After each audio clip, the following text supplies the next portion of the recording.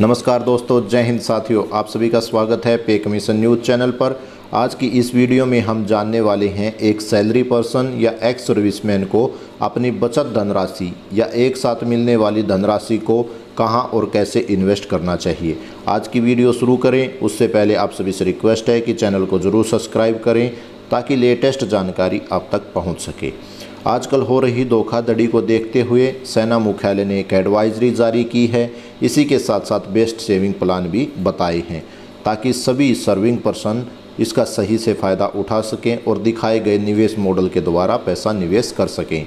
यह सिर्फ JCOR के लिए है। हर साल लगभग 71,000 JCOR पेंशन जाते हैं।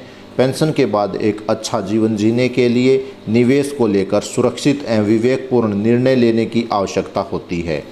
पेंशन जाते समय जो धनराशि मिलती है वह पेंशन में बढ़ोतरी करने और ऐसी बचत निधि तैयार करने के लिए काफ़ी है जो समय के साथ साथ बढ़ती रहे।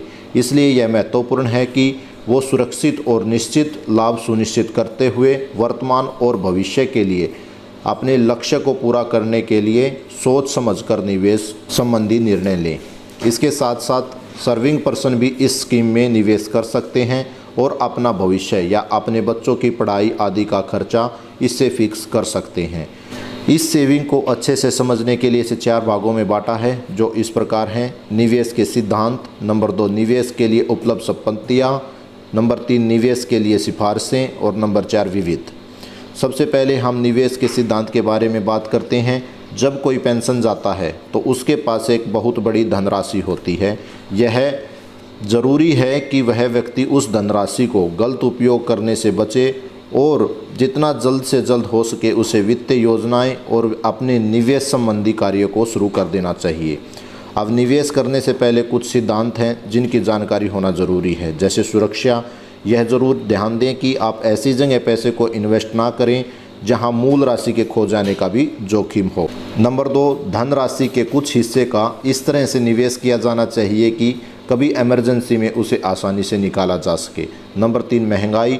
आदमी को ऐसी जगह निवेश करना चाहिए पैसा जहां जो महंगाई दर है उससे अधिक रिटर्न आसानी से मिल सकें। किसी भी तरीके का लोन लेने से बचना चाहिए, परंतु मकान के लिए लोन लिया जा सकता है जो मासिक किस्तों में दिया जाना ज़रूरी है। शुरुआत में व्यक्ति को निवेश करने से पहले अपनी जोखिम लेने वाली प्रोफाइल को समझना चाहिए और अपनी जिम्मेदारियों को देखना चाहिए, जैसे बच्चों की शिक्षा, विवाह की जिम्मेदारियां आदि को देखकर ही जोखिम उठाना चाहिए और उसमें अगर आपकी जिम्मेदारियां हैं तो कम जोखिम वाली प्रोफाइल को चुनना चाहिए।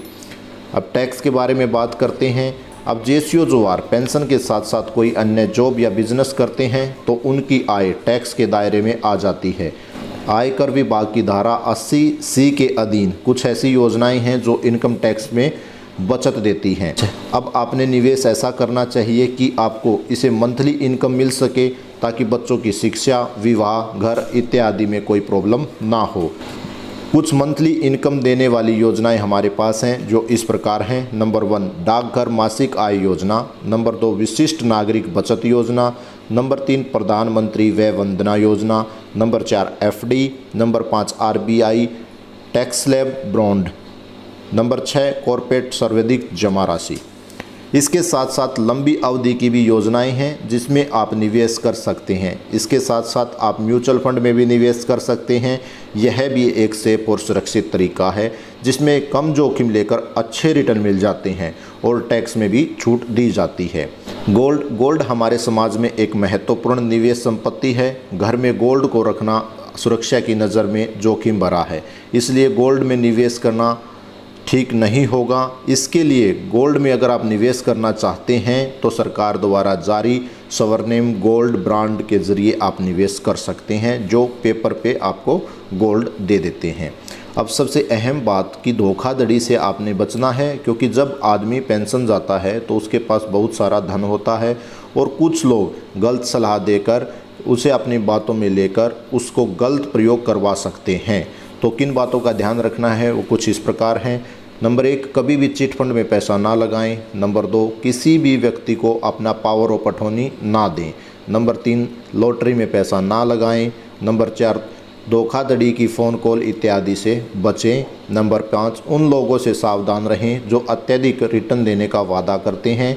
ये सामान्यतः बिना किसी गारंटी के होते हैं और असुरक्षित होते हैं, यानी जब भी आप किसी को पैसा दें तो उसके बदले कुछ न कुछ पेपर या डॉक्यूमेंट्स आप ज़रूर ले लें। नंबर 6, रिश्तेदारों या स्थानीय लोगों को कर्ज ना दें, क्योंकि यहाँ पर आपका पैसा फंस जाता है। जब भी आप अपना पैसा जमा करें, किसी वित्तीय सलाहकार की सलाह लें। यह वह व्यक्ति होता है जो SEBI में रजिस्टर्ड होता है और सही मार्गदर्शन करता है। कुछ रजिस्टर्ड सलाहकार की लिस्ट है जो आप इस लिंक पर क्लिक करके देख सकते हैं। जब भी आप निवेश करें तो कुछ बातों को ज़रूर ध्यान में रखें, जैसे आपने जो पैसा जमा किया है उससे मंथली इनकम मिलनी चाहिए, जिससे बच्चों की शिक्षा के साथ साथ बचत भी हो सकती है, ताकि आप उन्हें एक सुनहरा भविष्य और अच्छी शिक्षा दे सकते हैं। सबसे पहले आप डाकघर में मासिक आय योजना में इन्वेस्ट कर सकते हैं। वर्तमान में जमा पूंजी पर 6.6% वार्षिक दर से यहाँ पर ब्याज दिया जाता है। यहाँ आप कम से कम 1500 रुपये और अधिक से अधिक 4,50,000 रुपये जमा कर सकते हैं। इसकी अवधि 5 वर्ष है। इसके लिए खाता खुलाने की प्रक्रिया और डॉक्यूमेंट की जानकारी भी दी गई है। पिछले 7 वर्षों में जो ब्याज दर दी गई है वो आप अपनी स्क्रीन पर देख सकते हैं। जो अभी है वह ब्याज दर 6.6% है। ध्यान देने की बात यह है कि आज हमें ऐसा सिस्टम शुरू करना है जिससे ज़्यादा से ज़्यादा रिटर्न मिल सके। इस स्कीम में आपको डाकघर से कंपाउंड इंटरेस्ट भी दिया जाता है, जिससे सुरक्षित और बेस्ट रिटर्न पॉलिसी समझा गया है। नेक्स्ट में यहाँ विशिष्ट नागरिक के लिए एक बचत योजना बनाई गई है जिसमें गारंटीड रिटर्न दिया जाता है। इस पॉलिसी में आप पोस्ट ऑफिस और ICICI बैंक में खुलवा सकते हैं। इसमें कम से कम 1 लाख रुपए और अधिक से अधिक 15 लाख रुपए जमा करवा सकते हैं।